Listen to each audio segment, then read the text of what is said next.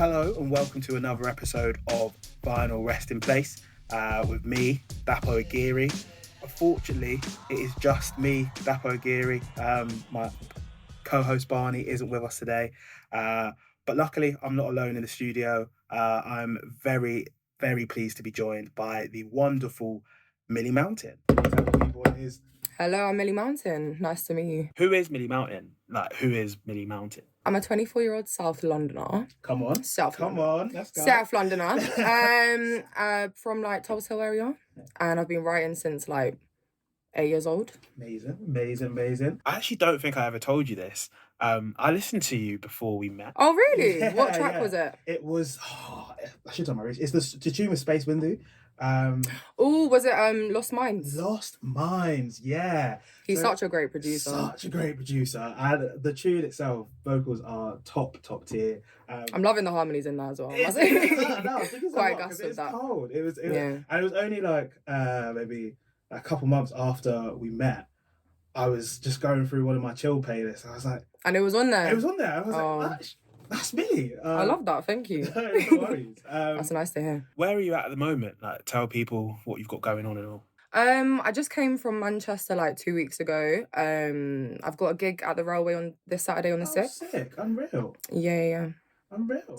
So I've got a gig in Shoreditch, I think it is, for Breaking Sound as well coming up. Oh, right. No, yeah. Properly working, putting in the grind. Hopefully more will be coming up. We've got Moving Festival coming up in summer. Oh, shit. Where is Moving Festival? Manchester.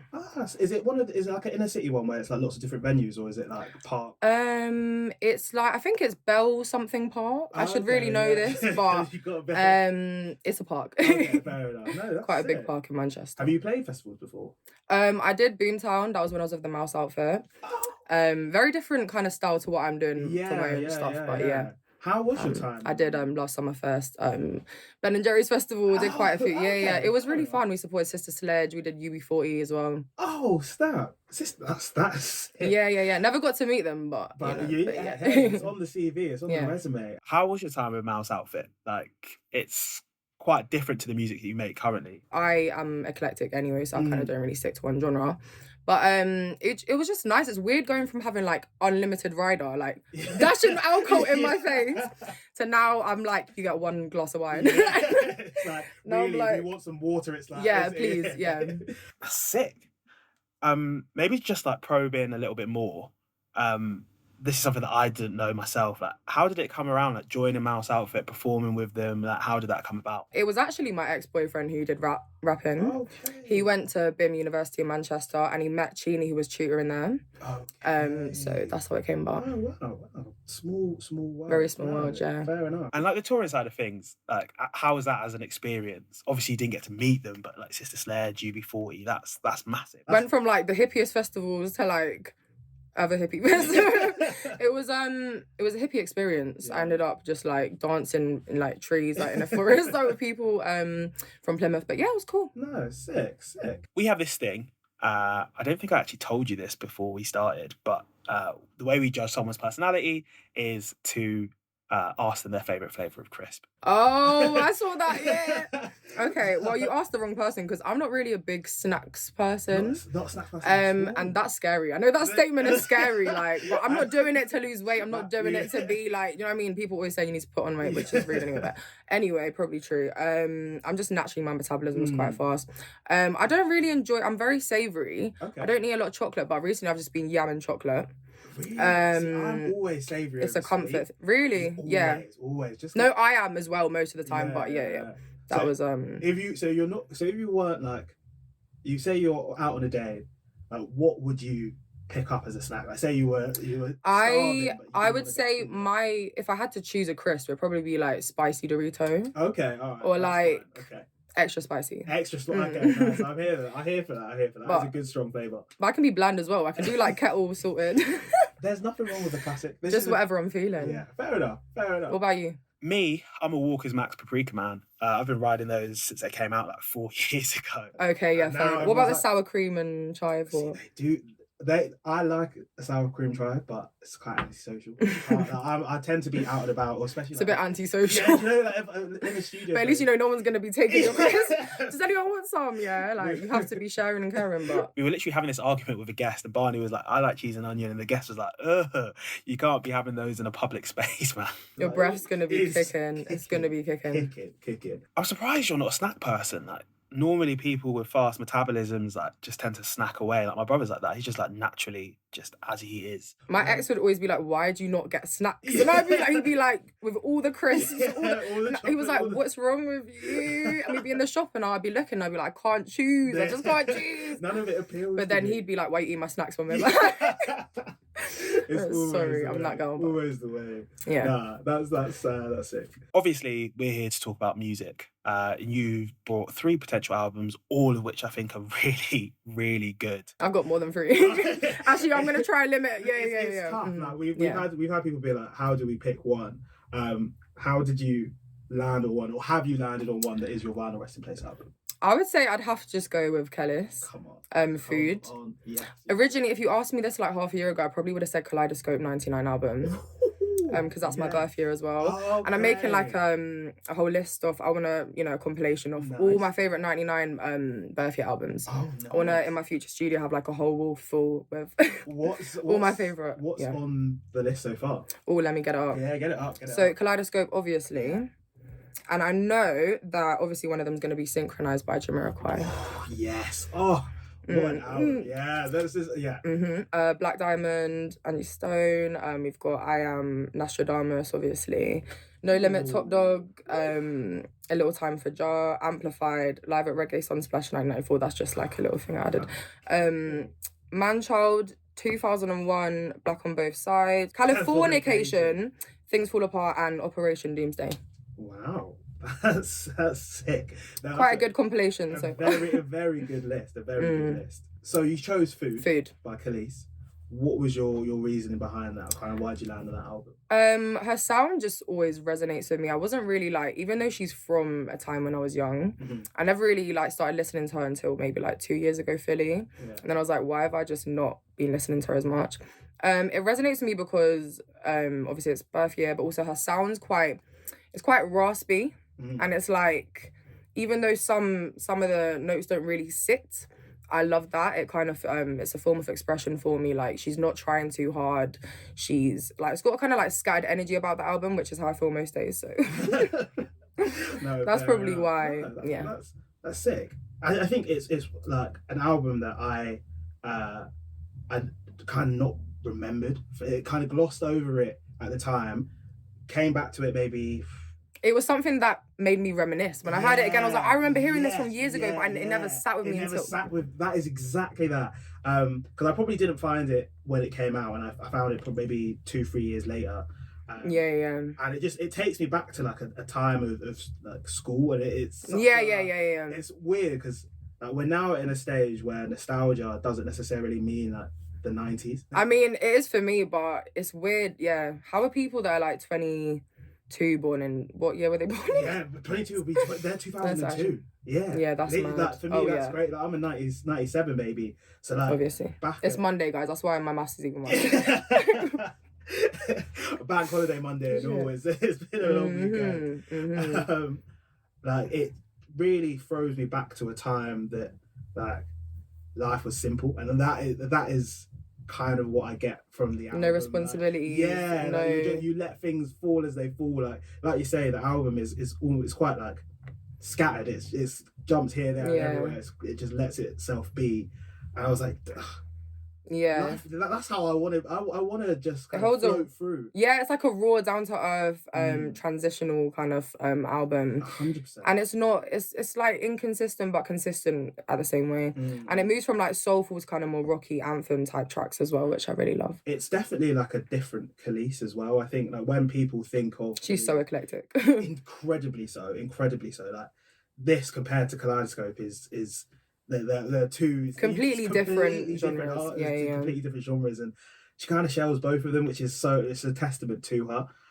Credit, kudos. Do you feel like that eclectic nature is a little bit of like an influence on yourself? Yeah, I'd say so, definitely. But like Erykah Badu as well, she's someone else that I'm like, you're eclectic.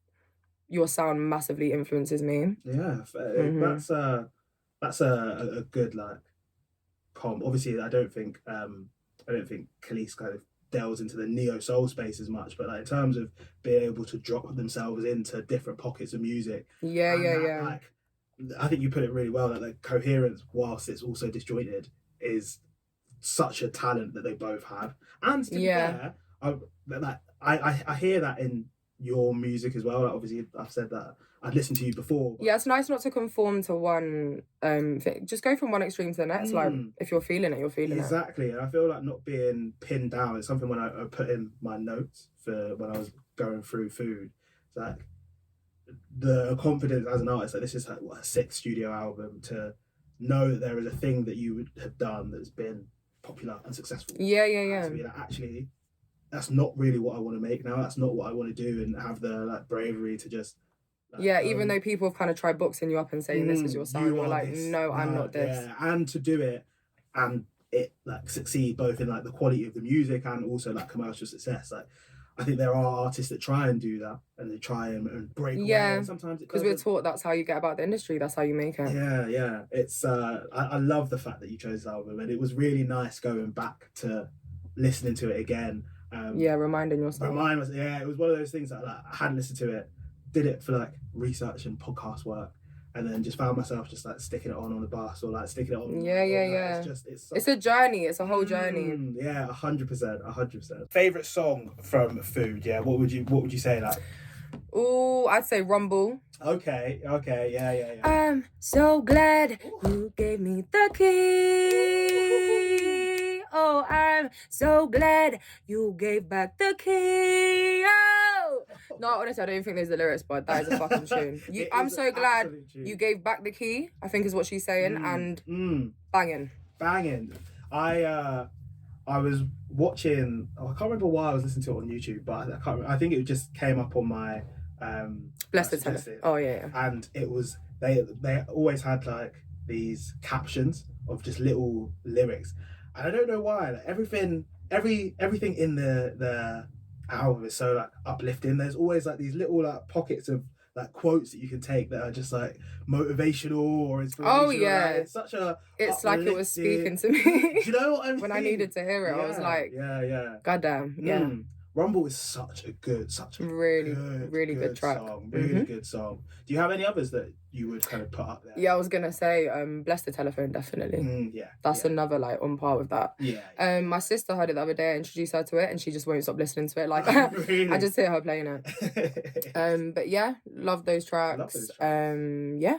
Those are my favourite too, but I love the whole album. I have a very soft spot for Breakfast. I think it's a really nice. I put that one down as well. Breakfast. I was listening to that on the way here. I think as far as intros go, it like really. Jerk Ribs as well. Oh, Jerk Ribs is a banger. Jerk Ribs is a banger. I also put Cobbler.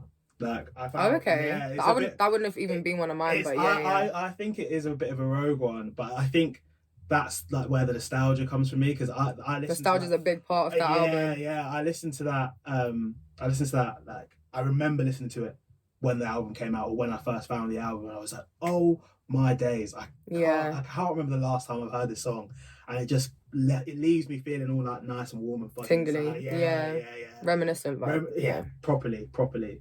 I just think it's such a easy listen album. I think one of the things that I think goes under the radar sometimes when you're looking at music, when you're discussing like how a project comes together, is like the listenability of it, like being able to, or maybe accessibility of it. Like you can, like you say, you gave it to your sister and now she can't stop listening to it. Like just being able to just put a song on, let it ride, and you don't have to think about it. It doesn't ask too much of you. It speaks for itself. It speaks for itself. Like the lyrics are not necessarily like super complex, but or direct, but they sit with you. They land properly, and it's ambiguous. Someone else can say that hit me because of a different experience I had. Exactly. So true. And I think that's Cobbler for me, where it probably wouldn't be. It's definitely not one of the standout like singles from the. But it hits you. It hits me at a time that like, I needed it. No, I love the way it goes from one to the next, and like, just feeling one way. Like I can wake up one day. It's kind of like in an album how I sometimes feel in a daily. Like I'll wake up, I'll have one mood. I'm like BPD, so I'm like nah. But yeah, like it's kind of like how I feel. We always get to this point of the podcast, right? And we start talking about whether it's a good album, and like it kind of becomes redundant because we spent the last period of time chatting about how unreal the album is. But I will ask it to you nonetheless: is Food by Kelis a good album? Oh, 100%. I mean, can we do more than 100%? Yeah. Like, that's why I chose it. Yeah, you know what I mean? Yeah. Would you say it's your favourite album? Like, no, I was gonna say I don't like saying favourites or labeling this is my favourite. Yeah, it's really hard to say. It's definitely up there. But I never say I have a favourite album. Fair enough. I've got a few more I can be talking about right now. We'll get to recommendations. I think it's definitely a good album. I think this is an album that I would recommend people listen to, because I think people know Kelis for like the milkshakes. They know. Yeah, for the wrong kind. For me. There's no wrong. Yeah, you like what you like, but she's explored so many different genres which she hasn't been recognized for, and so it's like that's that. I think it's gonna change what you think of her as an artist. Like people have this perception that it's kind of the pop bangers, and like you say, it's not wrong. Like those tunes they stand the test of time for a reason, because they are bangers. But like it's just it's a taste. It's like, do you have that taste, or you don't like that spice? If you've got that taste for something a little bit more like mellow, laid back, a little bit more like left field for Kelis, like less commercial in terms of the she knows she's probably not going to be getting as much bread for it, but she needs to do that for herself, the authenticity of it. Facts, then definitely listen. Because why are you making music? Why are you doing what you love if you're not making what you love? Facts. That's what I stand by. Click that, 100%. If you're not doing it for you, then why are you doing it? And I think when you do it for yourself, and you make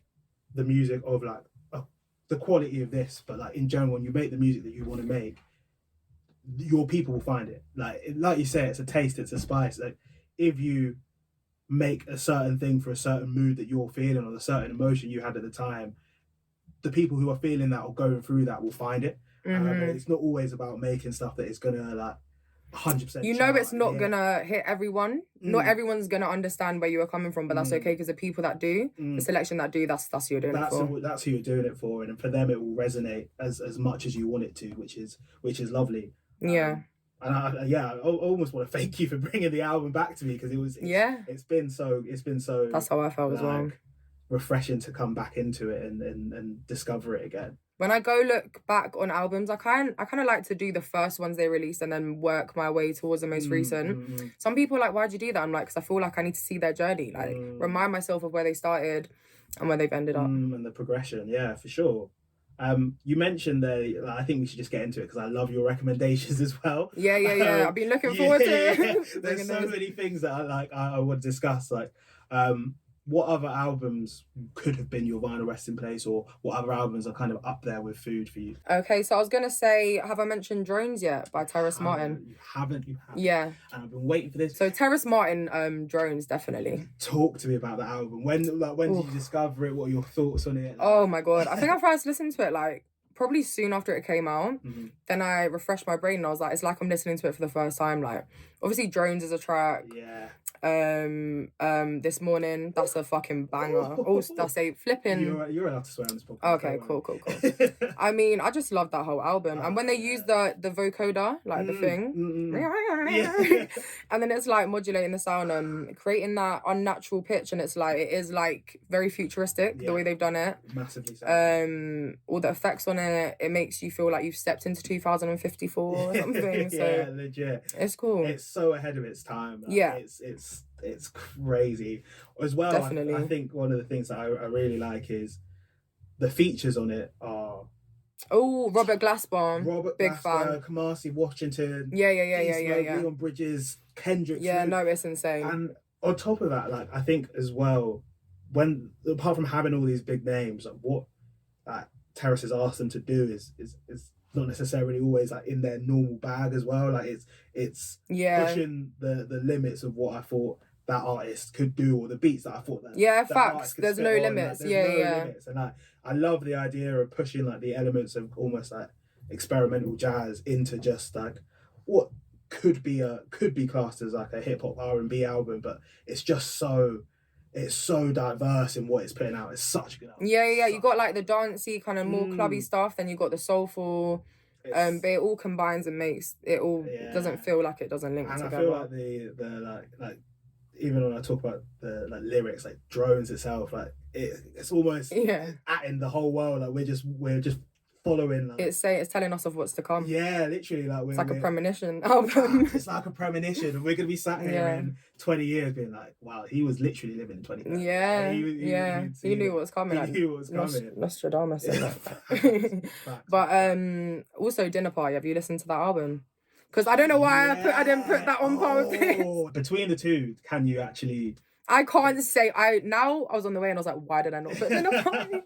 But obviously that comes first as well, innit? So I just love both albums. But Drones, I don't prefer it. It's just that I've been listening to it more. Yeah, I think as well, it's a bit more of a listenable album. Like I feel like when you put this Dinner Party on, smooth. Yeah, it's maybe like evening, less like daytime. Yeah. I feel like Dinner Party kind of it's like I just can't even. It's like chaos, like controlled chaos. Like it kind of takes everywhere. Whereas Drones, like I can stick on a particular tune of it. It's fine. I'll listen to like Drones, for example, just walking through. Whereas if I'm listening to Dinner Party, I'm in the mood for it, so I listen to the whole thing. You can't like just listen to one tune. You can't, no, because then it doesn't make sense, and it's just like it is. Like, you're not doing it right. You're not doing it right. Yeah, 100%. But I think that's like one of the albums for me that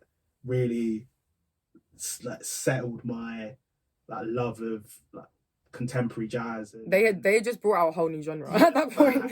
Literally. You ain't heard anything like that. And the intros all Sleepless Nights and Love You Bad, like that introduction could not be any more like I need to listen to this whole album and go back to the start. Took the words out of my mouth. Go back to the beginning, run it back, and then it's like a wheel up, but for jazz. It's so good. I think Robert Glasper. They're gonna be converting a lot of people to jazz now, just from that one album. 100%. I feel like Robert Glasper, in particular, only like he did so much or has done so much in the industry, and like once dropping this album, was it 2020 that Dinner Party came 2020 I think it was, and it was 22 that Drones came out. Then like his flowers started getting given to us. Like, you've been putting in work, and like kind of like converting jazz to making it a bit more commercially acceptable, kind of like pushing jazz out to the commercial market. 100%. You know what I'm saying? 100%. And like it was Grammy nominated, all of these things. Like I think it's one of those albums, both of them, to be honest. When you look at Dinner Party and Drones, they'll be the albums that like in 5, 10, 15 years we'll look back on and be like, well, this started, like you said, the genre. It opened up the genre to a whole new but I mean jazz is also commercial at the same time. Like you get a lot of commercial jazz, but then you get the jazz which not many people have heard of or not many people listen to, and you got like different scenes. Are you a jazz fan in general? Because obviously I love jazz. Yeah, because your like musical talents, like your vocal control is that of like. I'm inspired by a lot of soul jazz artists. Like I couldn't even really like say who mostly inspires me, but I'm inspired by like rock, which we'll come back to with the secret. What's it? You were like, what would you choose as your karaoke song? Oh yeah. Okay. That's coming up. Okay. But that's not really something that I'd normally listen to. But I'm like, I'm still inspired by like anything. So I'm like, no, fair enough. Yeah. Oh, I love that. There was another album that you branded, which again, an album branded by Isaac Hayes. Yeah, Hot Buttered Soul as well is that's also by Isaac Hayes, but that's separate. But yeah, I just love Branded. So good. Hyperbolic syllabic esquil. I can't even say that word, but it's like wait. Hyperbolic syllabic esquidelemistic. Honestly, the vocabulary is. That's a nice track as well. Honestly, for me, it's Life Smooth. I mean, obviously, one and two is just like that song. I literally had on repeat for like 5 days, and it was just feeding. it touches a part in my soul that ding. It's just it's nourishment. It's nourishment. When did you find this album? Because obviously, like, this is before our time, really. Honestly, recently. I actually got listening to it. I was like, how have I only now just delved into this? Like, I'm going to be honest when I say I first listened to an artist, because I'm not like the person that's like, I've known that about that artist for time. No, embarrassing. But I just found him recently and I was like, I love him. I love him. And like, he's another one, to be honest, in the same way that we're talking about like Terrace Martin and Robert Glasper, like, touched so much of the industry throughout his career. Like when I was going through, like, just doing some, like, I didn't realise how much he had worked on in his past. Like, worked with like Dionne Warwick, worked with like just so many people. And then his own music is just slaps. It slaps. And he, I would say, I wouldn't really like flag him as an eclectic musician. No.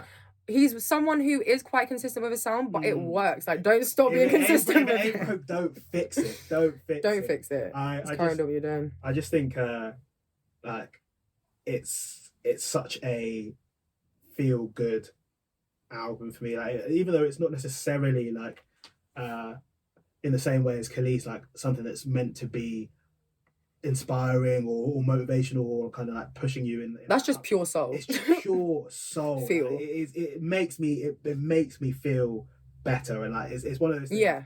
One of the things that I love about like discovering artists is when I see things where I just know that in a million years I'm never gonna create something like you can't blow that out of the water. Like, there's nothing. You can make something that's amazing and equally on par with that, but you know that you can never outdo that track. You can't replicate it. It's legendary in its own right.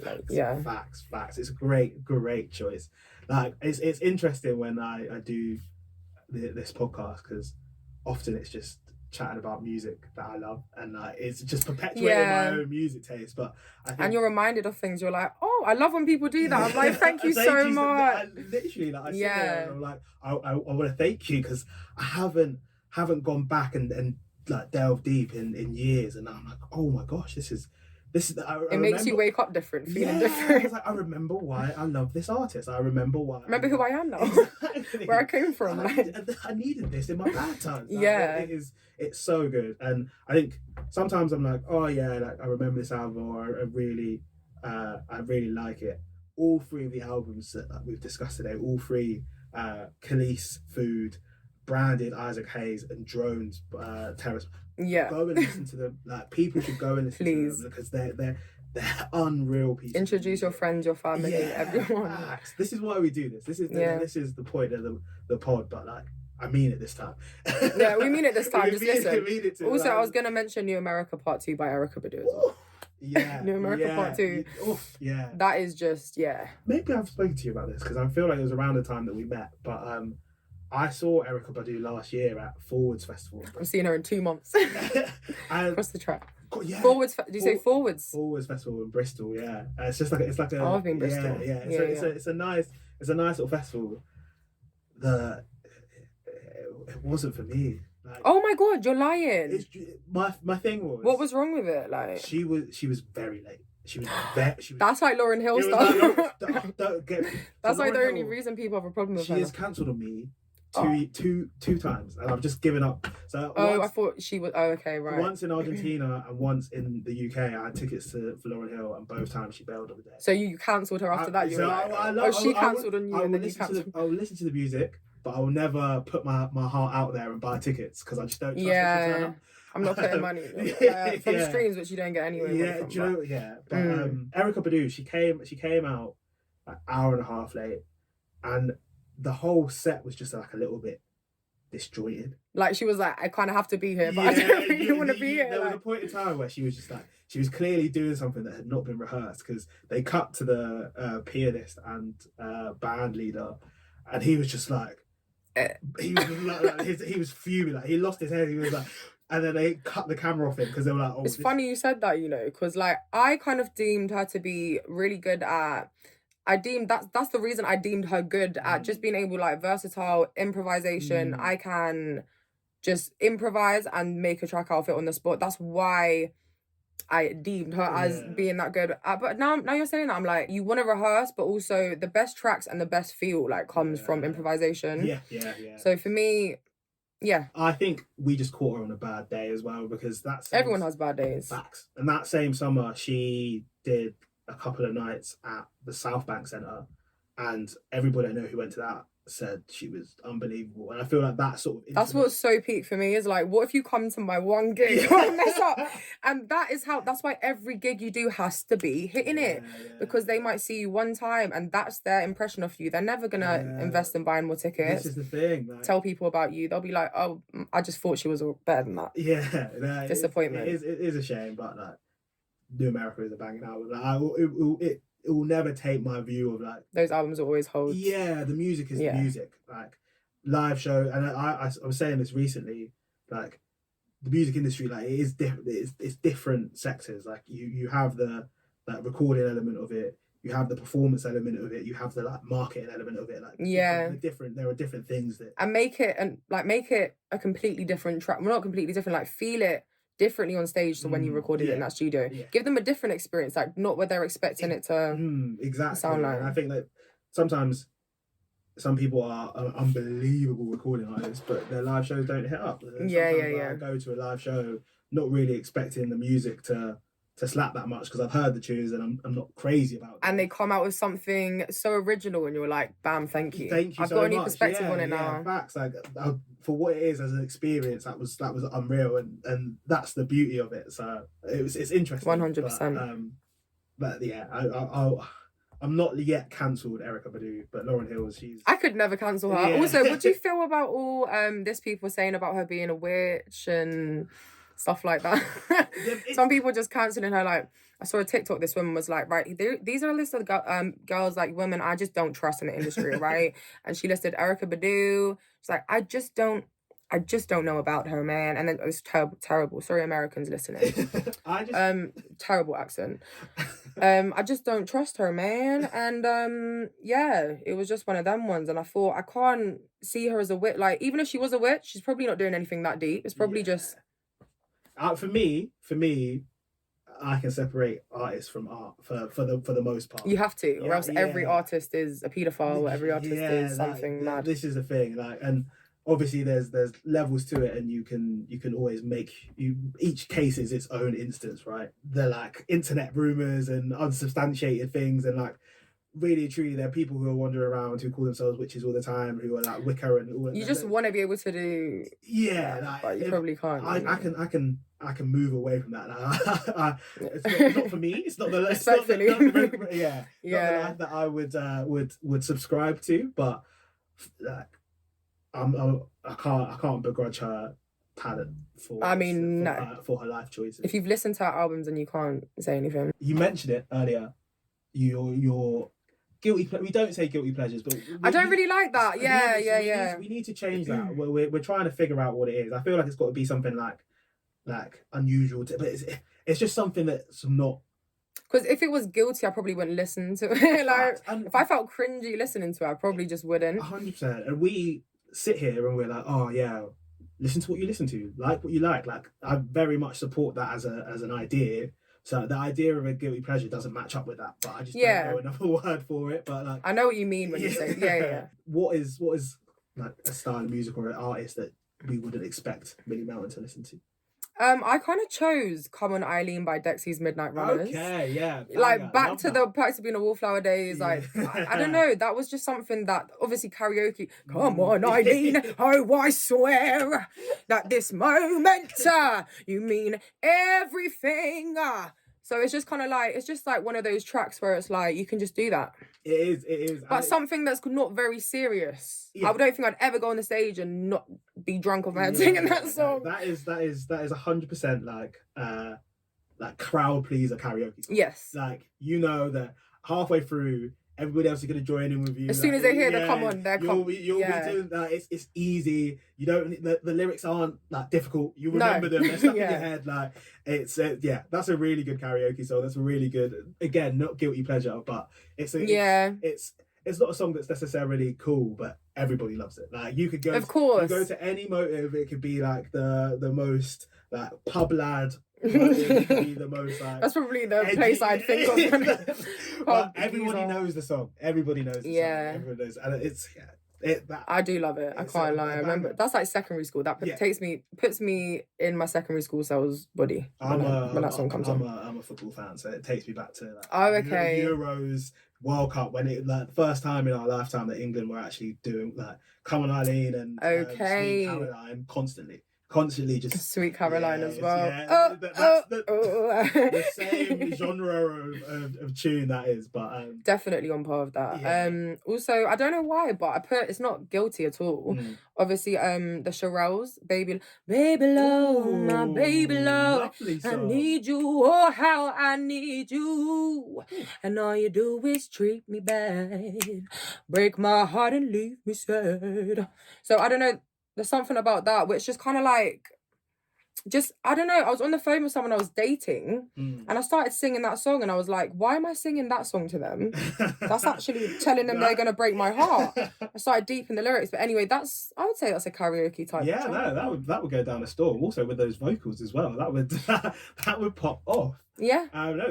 Great song. That song is like very indicative of my childhood. That's one of that sort of era of like soulful Motown. That's when my parents used to put like CDs on. That's exactly what I hear. So it's love that tune. Just love that tune. Love that tune. Yeah, makes me feel like I'm young again listening to that as well. We are young. We are young. How old are you again? Well, you're obviously young. Wow. Wow, that was rude. Sorry. No. Come on, you look good. You look good. I'd say about. Let me guess. God. 25. That's all right. I'll take that. I'm 26. Staring down the barrel of 27. Recently. Staring down the barrel of 27. But yeah, no. That's not. I'll take that. When you were like, we're young, but wait, how? I mean, you look young. That's the main thing, isn't it? So yeah. Black don't crack, baby. We've actually met twice. Black definitely don't crack anyway. So hopefully this white doesn't as well. Fingers crossed. My mum looks alright. She's 47. That's a good indicator. I think she's 48.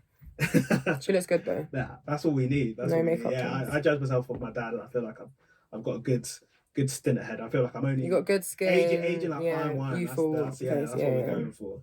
I love a bit of wine. It's been a really fun record. Like honestly, I've had a really lovely time. I've gone from one extreme to the next. You probably got to know me a bit better now. I'm like, I feel like everyone's got to know you. Like it's good. One of the things that we do on the podcast, yes, we talk about music and that's fun, but like it's a platform for us to like be ourselves. It is like-minded people sat in a room chatting about stuff that they love, and I try keep it like how I would in a conversation with you. Yeah. Like we've had loads of chats about stuff before, but now there's a camera in my face. I'm like, there's a camera in my face. So it's difficult trying to separate yourself from that, but it's nice. It feels like we've had a casual conversation about music. I'm glad. This is what we try and create a comfortable space, but we are not going to leave without chatting about what is next for Millie Mountain. What you've got. I've heard that it's a big 2024 on the way. Oh yeah. Yeah. Let the people know. So I've almost got this album out. Just bear with us, people. It's coming out in June latest. Okay, we're holding you to it. I don't want to sound unsure about that. It's coming out like early summertime latest. So love that. Amazing. Fugitive of the Mind, 12 tracks. Amazing. Fugitive of the Mind. Get that. Get it in your head. Any other shows coming up? Anywhere people can see you?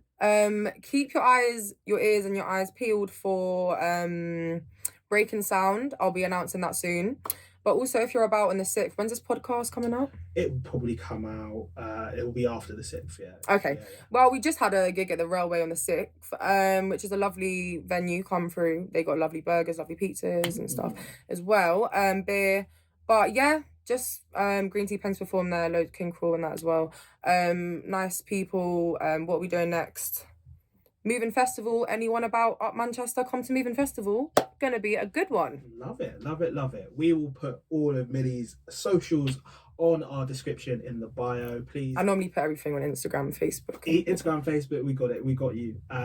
Please also give the episode a little review, comment, like, subscribe to the channel, all of that good stuff. And we will catch you again for another episode of Vinyl Resting Place. Hopefully I'll have my right hand next to me. But I thought you just meant you lost your right hand.